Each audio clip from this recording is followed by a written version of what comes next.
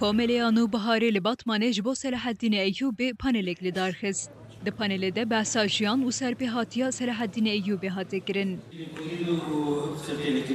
Herwiha eleqeya welatiyan jî bo panelê zêde bû. Tevî mamosteyên zanîngeha Artukluya Mêrdînê gelek welatî beşdar bûn. Beşdarên panelê bawayekî berfireh behsa jiyana Eyyûbê û xîret û xizmeta wî kirin.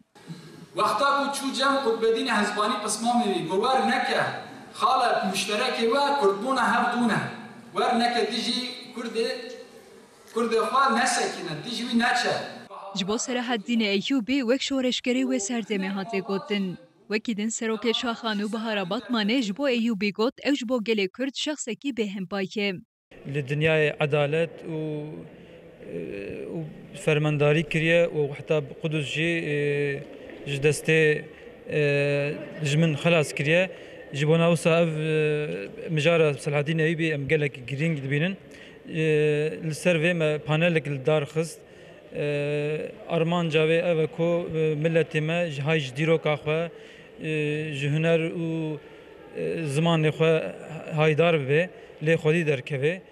Li aliyê din beşdaran got di vê panelên bi vî rengî tim dewam bikin û şexsiyetên Kurd ên wekî nirxekî hevparin bêtir werin naskirin.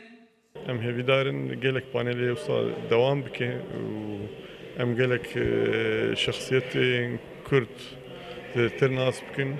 Ev min spasiya Komela Nûbihar dikin ku ev panelê saz kir. Hin beşdaran jî barkişan serxebatên bo nirxên giranbaha yên Kurdan. Medgoqa em gelek ji tazanin lê me dîsa fam kir gohê nirxên me yî weke Selaheddîn baş nehatine naskirin ji hêla civakê ve. Yani em dixwazin bi yani konferansê vî şeklî panelê vî şeklî li Batmanê zêdetir bibin. û ji bo kesayetê got ji bo dîroka Kurda yani ên avdar ego tarîtiye demane derkevin û gel wana nas bike. Mesela camiye göre bu neddet yani ev